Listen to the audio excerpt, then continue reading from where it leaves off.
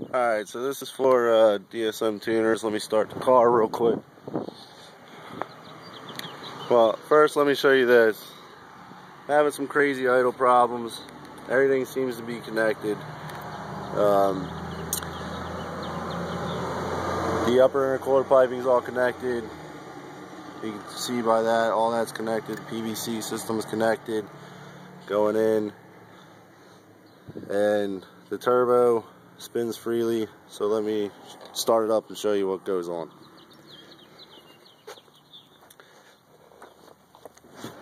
Alright, so I started up.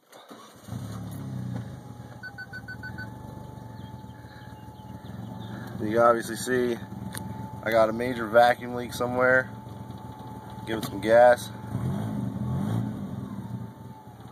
And I don't know if you could read those numbers, but that's what it's doing. Alright.